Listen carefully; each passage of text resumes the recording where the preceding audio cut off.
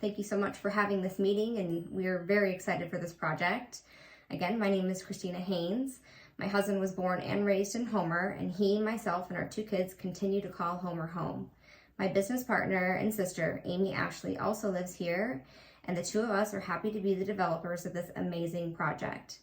As our family became more involved in the aviation community, it came to our attention that there was a great need and desire in the area for general aviation facilities and hangar homes.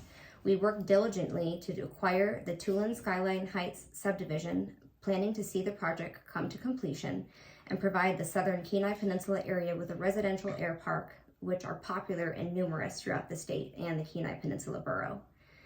Kachemak Landing is the Homer's area's first and only private Airpark. The subdivision encompasses 71.59 acres, 50 lots, and a gravel runway and taxiways. Owned by Kachemak Landing, we plan to install all infrastructure summer of 2024, at which point lots will go to market for sale. Establishing an HOA will be imperative in order to maintain reasonable use and improve the community in surrounding areas. It is our intention to supply Homer and the surrounding areas with airplane storage solutions while cleaning up an abandoned project that has been derelict for close to 20 years. Originally Cirrostratus Airport, Charles and Helen Tulin brought this project to light in 2007. The runway that was installed was dependent on the vacation of 2 roads. On October 10, 2007, the Tulins brought this to the Planning Commission in order to vacate Nimbus and Cumulus Road. The motion passed by unanimous consent and the project continued forward. Joe Suber was the original contractor on the runway. He stated that he designed the landing area at 300 feet wide and 1 mile long, which is much larger than we need currently. There were to be borough-maintained roads in order for southern lots to have access. Since the halt of the project, the only borough-maintained portion of the road is the western half of Cirrostratus. The property has been sitting vacant, has become overgrown, and the perfect hideaway for illicit activities. First order of business for Kachemak Landing is to subdivide the community into smaller lots that all have direct access to the runway.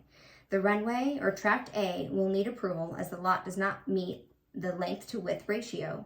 Subdividing the runway tract off as Tract A is the best way to ensure the safety and liability for future homeowners. Most airparks around Alaska, and specifically the Kenai Peninsula Borough, have the same plat design, showcasing that this determination is not out of the ordinary. There will be clearing easements to ensure safe passage for aircrafts. The HOA will retain 1 lot as a utility lot to house any storage or equipment that the HOA may need. After Tract A and the utility lot are accounted for, there will be 48 residential lots available for sale. HEA and NSTAR will engineer and install the electric and natural gas. Since the southwest lot of this subdivision abuts the highway, we can tie into the main lines to service the area. The plan is to have the electric backbone run down Tract A with voids underneath the runway.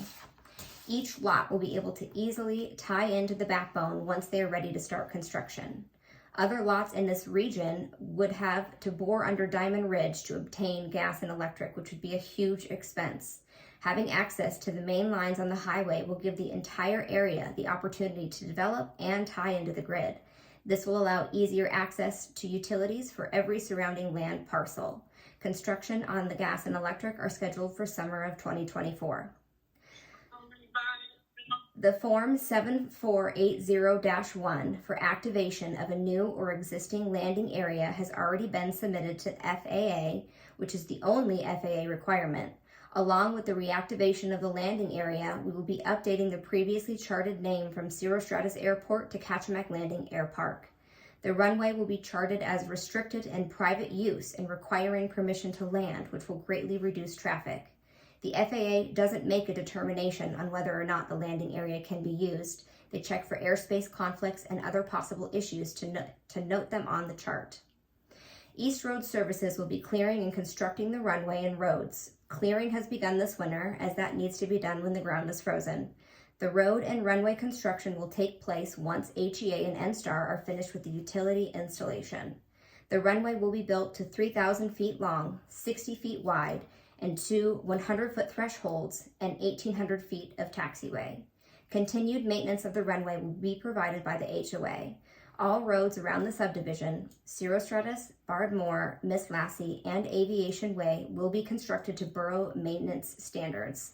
Borough codes on road standards put this community into a Category 3 roads due to the number of lots served. There's also a provision for improving existing roads up to borough maintenance standards by adding 1 foot of base gravel and 6 inches of topping. If these roads have fabric, as stated by Joe Super, the original installer, enough width and some decent material on them should be sufficient to bring the current roads up to Category 3 road standards. Kachemak Landing will establish an active homeowners association to enforce rules of the community and manage the funds for the HOA's needs. The community is unzoned, but the HOA will have covenants, codes, and restrictions set in place. The purpose of the CC&Rs is to protect property owners from poor quality surroundings and to enhance the likelihood that they will enjoy pleasant, sanitary, and safe sites upon which to erect their home and hangar. Any lot may be used for residential homes and aviation-related structures such as hangars.